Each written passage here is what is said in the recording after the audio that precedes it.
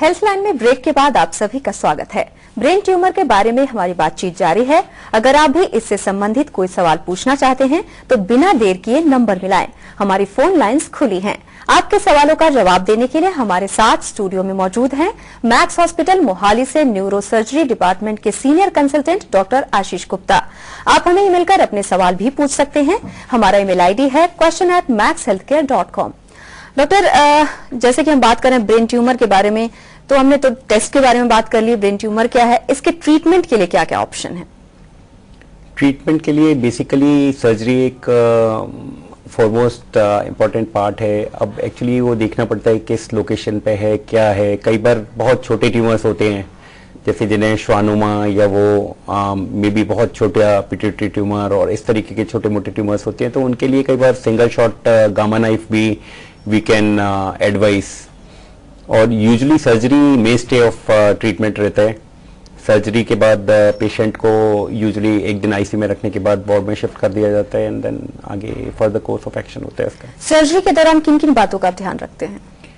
Surgery के दौरान basically कोई बहुत ब्लीडिंग है या क्या है, मेनी टाइम्स ऐसा होता है कि कोई मेन वेसल जा रही है ट्यूमर के थ्रू, तो वो रप्चर नहीं हो, जिससे कि डेफिसिट आने का प्रॉब्लम हो सकता है पेशेंट को, या ट्यूमर का रिसेक्शन कितना पॉसिबल है। यूजुअली ट्राई यही होता है कि जब भी आप ऑपरेट कर रहे होते हैं 100% एक्सीजन हो जाए ट्यूमर का, बट कई बार ऐसी भी सर्कमस्टांसेज होते हैं कि जिसमें आप पूरा रिसेक्शन अचीव नहीं कर पाते हैं, या तो ट्यूमर इतना इनकेस्ड है वेसल्स वगैरह से कि जिसमें डेंजर हो सकता है कि पेशेंट को कोई डेफिसिट आ जाए, तो उसमें थोड़ा छोड़ के फिर फर्दर रेडिएशन वगैरह के लिए इस तरीके का भी एक प्रोविजन रह सकता है। जी, हमने रेडियोथेरेपी और कीमोथेरेपी वगैरह के बारे में काफी सुना है, तो ये रेडिएशन थेरेपी क्या है? रेडिएशन बेसिकली पूरे मोस्टली जो मैलिग्नेंट ब्रेन ट्यूमर और काफी कैंसर्स ब्रेन ट्यूमर्स होती हैं, तो उसके लिए जब ट्यूमर आपने निकाल दिया उसके बाद कई बार उसकी क्या माइक्रोमेटास्टेसिस और वो सब हो जाती है ब्रेन के अंदर।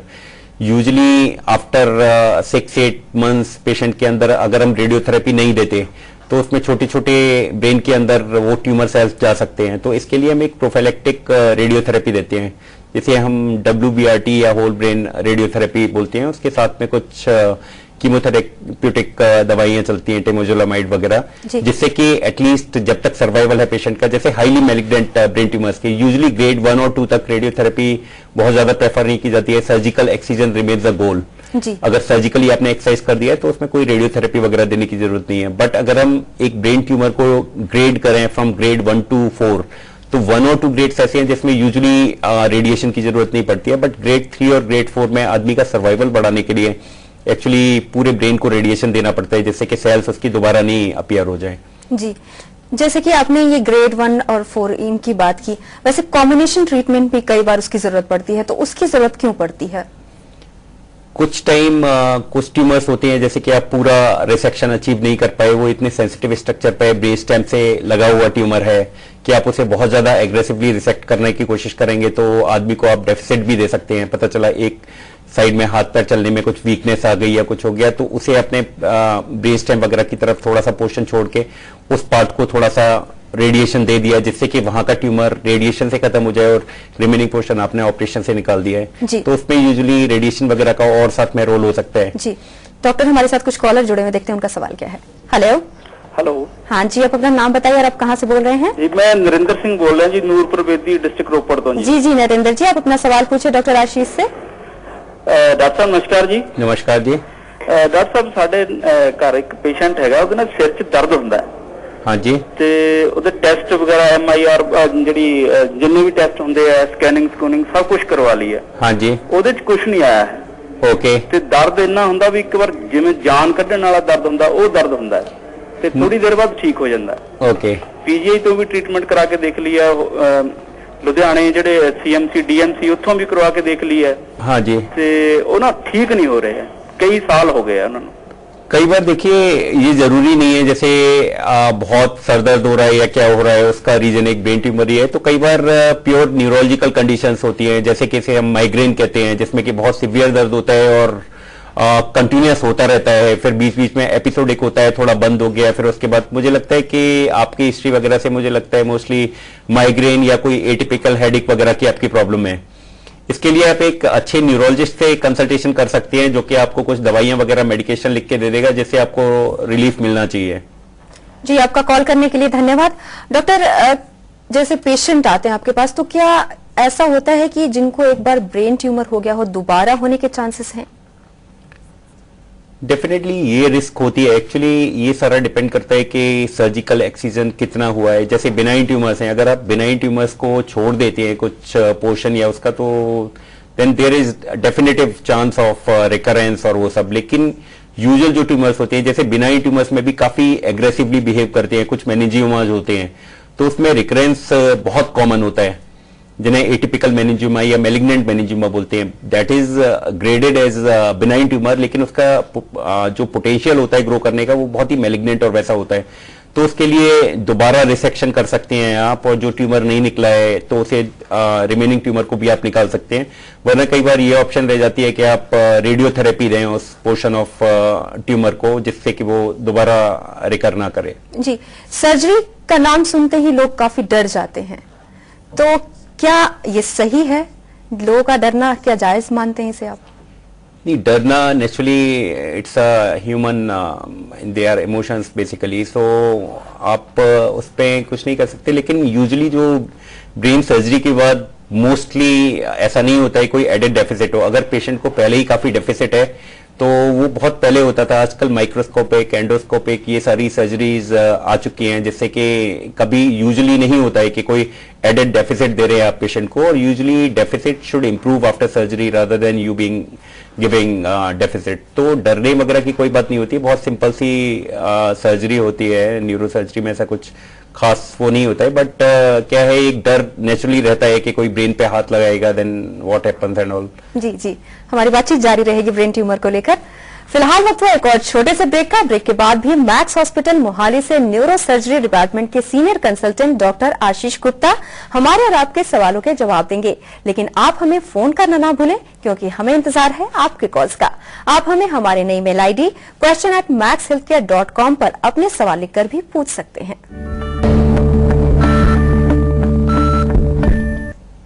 हेल्थलाइन में ब्रेक के बाद एक बार फिर से आप सभी का स्वागत है। ब्रेन ट्यूमर के बारे में हमारी बातचीत जारी है। क्या आपका भी इससे जुड़ा कोई सवाल है? अगर हाँ, तो तुरंत फोन करें हमारे टीवी स्क्रीन पर फ्लैश किए जा रहे नंबरों पर।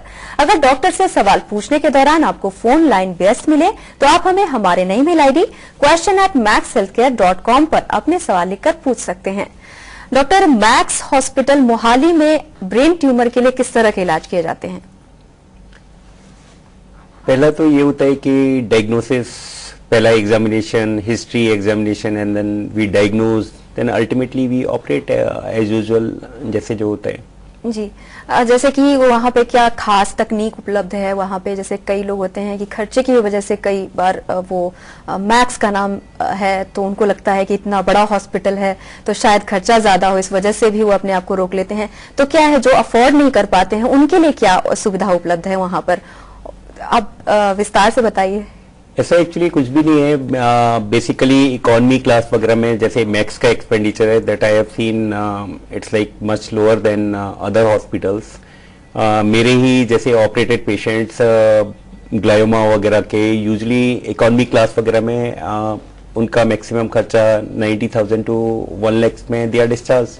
सो किसी भी एक सर्जरी के लिए एक नॉर्मल से हॉस्पिटल में आप जाओ तो ब्रेन ट्यूमर सर्जरी में यूजुअली 1.5-1 लाख रुपए के करीब तो मिनिमम सा एक्सपेंडिचर आ जाता है।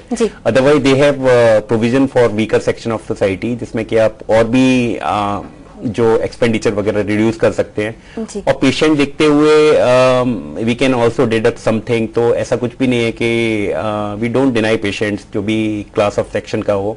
तो we can have talk with our management partner and then they can give discounts और something. So it's not a big deal basically. जी जी, हमारे साथ कुछ कॉलर जुड़े हुए, देखते हैं उनका सवाल क्या है। हेलो, गुड इवनिंग डॉक्टर साहब। Very good evening. आप अपना नाम बताइए और आप कहाँ से बोल रहे हैं? मैं मोगा से बोल रहा हूँ, विक्रम सिंह। जी जी विक्रम जी, आप अपना सवाल पूछिए डॉक्टर आशीष से। मैं ये पूछना चाहता हूँ, जो आम आदमी होता है नॉर्मल, जिसका कंटिन्यूटी में सिर दर्द होता रहता है, तो उसमें कैंसर के जो पता लगाना हो तो क्या सिम्टम होते हैं उसके? देखो, जैसे मैंने आपको बताया पहले भी कि जो सर दर्द as a cause of brain tumour 1% से ज्यादा भी ऐसा नहीं होता है। तो पहली चीज ये है कि सबसे अपने दिमाग से ये निकाल दें कि अगर हेडेक हो रहा है तो मुझे ब्रेन ट्यूमर है, और इन्वेस्टिगेट कराने के लिए फिर दुनिया भर के इन्वेस्टिगेशन हो सकते हैं। पहले बेटर ये है कि आप एक किसी प्रोफेशनल डॉक्टर से मिले, न्यूरोसर्जन या न्यूरोलॉजिस्ट वगैरह से, जो आपको बता सकता है। अननेसेसरली अपने आप से इन्वेस्टिगेट करा के फिर कंफ्यूज होने का मेरे हिसाब से कोई बहुत वो नहीं है। और मोस्टली मुझे लगता है ऐसा ब्रेन ट्यूमर वगैरह में ऐसा नहीं होता है कि जस्ट कभी कभी हेडेक हो गया और सिर्फ उस पर आप एक डायग्नोसिस बना लें ब्रेन ट्यूमर है। तो MRI वगैरह वैसे आप करा सकते हैं अगर आपको फिर भी लगता है कि मुझे कुछ है तो नहीं तो करके। जी विक्रम, आपका कॉल करने के लिए धन्यवाद। डॉक्टर, एक और कॉलर हैं, देखते हैं उनका सवाल क्या है। हेलो।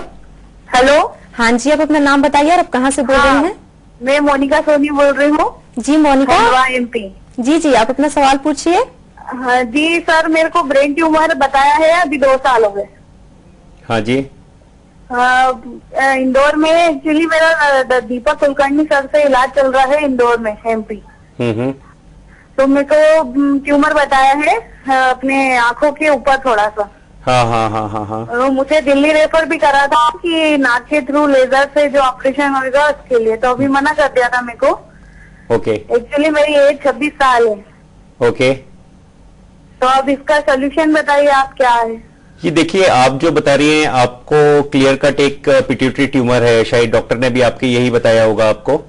तो कई बार क्या होता है कि एक हार्मोनल प्रोफाइल वगैरह करा के हम देखते हैं, अगर आप जैसे कोई नहीं ये चाहता है कि ऑपरेशन कराना है और ये बहुत रिस्की है और या उस तरीके से करके, तो अगर हार्मोनल प्रोफाइल पे हमें लगता है ये प्रोलैक्टिन, कुछ ये हार्मोन सिक्रेटिंग ट्यूमर्स होते हैं, तो कई बार ये जैसे प्रोलैक्टिनोमा अगर आता है तो सिर्फ प्योर मेडिकेशन पे ये इसका ट्रीटमेंट पॉसिबल है, मतलब बट ये हफ्ते में 1 या 2 बार आपको गोली खानी पड़ती है, और जिसके लिए बट थ्रू आउट लाइफ खानी पड़ती है ये गोली। तो डिपेंड्स कि अगर आपका ये प्रोलैक्टिनोमा है तो उसका अलग ट्रीटमेंट है, अगर ये नॉन फंक्शनिंग एडेनोमा है जो कि हार्मोन सेंसिटिव नहीं है तो इसके लिए तो एक नाक के थ्रू ऑपरेशन होता है, जैसे एंडोस्कोपिक पिट्यूटरी एक्सीजन बोलती है, वो एक बहुत अच्छी चॉइस है। उसमें यूजुअली कुछ प्रॉब्लम होती नहीं है ऑपरेट कराने में, बट फिर भी अगर लगता है तो एक कुछ होते हैं, अगर छोटा ट्यूमर है तो we can go ahead with gamma knife या कुछ इस तरीके की सर्जरी के साथ। तो डिपेंड करता है कि उसमें ट्रीटमेंट मॉडलिटी में। जी मोनिका, आपका कॉल करने के लिए धन्यवाद। डॉक्टर, जो पेशेंट की सर्जरी आप जिनकी करते हैं तो उनके सर्जरी के बाद उन्हें किस तरह का ध्यान रखना चाहिए और उन्हें कब कब डॉक्टर से संपर्क करना चाहिए? यूजुअली ब्रेन ट्यूमर सर्जरी के बाद, most of brain tumour surgery के बाद हम एक प्रोफाइलेक्टिक एंटी एपिलेप्टिक ड्रग पे रखते हैं कि जैसे आपने किसी भी पार्ट ऑफ ब्रेन में जा रहे हो तो एक फोकस, एक एपिलेप्टोजेनिक फोकस रखने का एक वो रहता है, एक चांस रहता है।